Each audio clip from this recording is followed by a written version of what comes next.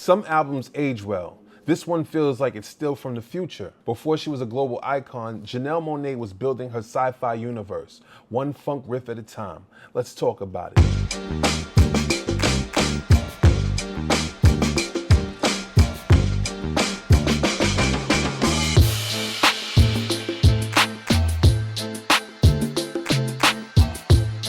What's going on, everybody? It's your man Lighthouse, and you're now tuned into another episode of Everything for Everybody. And today we're going to be getting back into like the Sonic DNA series that I got going on, you know what I mean? And we're going to talk about Janelle Monáe's Archandroid album, all right? 15 years ago, Janelle Monáe dropped the Archandroid and instantly made it clear she wasn't here to play by anyone's rules. 70 minutes, 18 tracks, 2 suites, each opening with its own overture, a sprawling Afrofuturist saga starring a messianic android. And believe it or not, it wasn't even the start of the story. This was just a continuation of a narrative she kicked off on her debut EP, Metropolis, The Chase Suite. Hearing it in 2010 was like stepping into another dimension. One minute you're locked into a funk groove, the next you're in a psychedelic rock breakdown, then a disco strut, and then a delicate British folk interlude. And it all somehow made sense. Monáe fused the grand world-building vision of a concept album with the fearless pop experimentation of peak era Michael Jackson and Prince. She even called it an emotional picture, meant to be consumed in one sitting like a movie. At the time, it was overwhelming in the best way. A first listen that left you stunned by the scale and audacity of it all. Over the years, though, you start to appreciate just how precise and intentional each move really was. What still stands out isn't just the genre hopping, it's the cohesion. The closest comparison back then was Andre 3000's The Love Below, but Monáe avoided the excesses,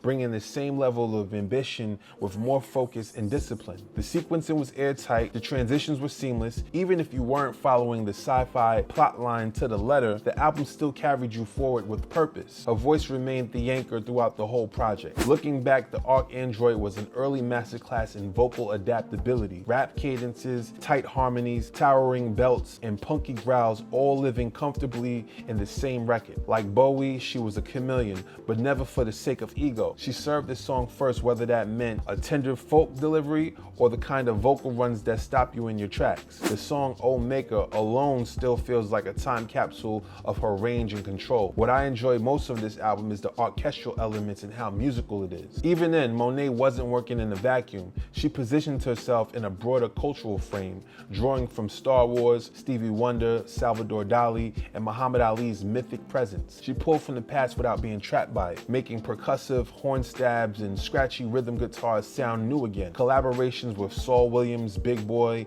and of Montreal only reinforced her place in an eclectic, forward-looking creative network. And that sci-fi mythology, 15 years later, it still stands as a brilliant contribution to the Afrofuturist canon. Ambitious in scope, yet remarkably human at its core. The genius of Archandroid is that you don't need to unpack every layer of its narrative to feel its impact. The high concept framework gave Monáe license to explore without boundaries, but at the heart of it all were themes as universal as identity, self-discovery, and love. With so many conceptual albums teeter towards self-importance, Monáe kept the energy playful, kinetic, and endlessly inviting. For me, the standouts remain Dance or Die, Faster, Locked Inside, which is my ultimate favorite, Come Alive, Neon Valley Street, Wonderland, and Say You'll Go, and Bump Baya. I think that's how you pronounce it. Hold on. Beat Babu. I don't know how to say it. Bo Baba Baya. Baba Baya. Anyway, these aren't just great tracks. They're examples of songwriting so strong, they've been platinum in my personal rotation since day one. And to end the album off with Bubo Baya, how you say that shit? Ba Bop Baya. Chef's kiss. Such a classy, well-rounded album and a great way to end the album. Very cinematic, very fucking James Bond, super ill, and then it goes right back into the, what's the first one?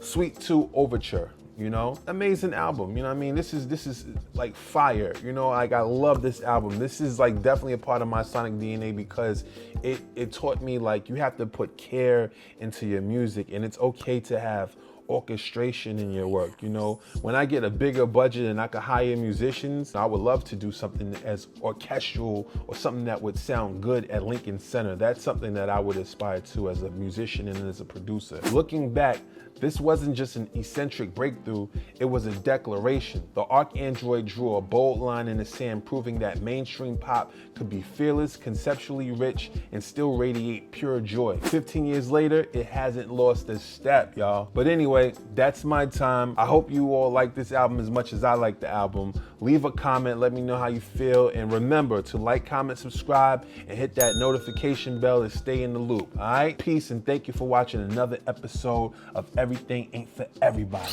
We out of here.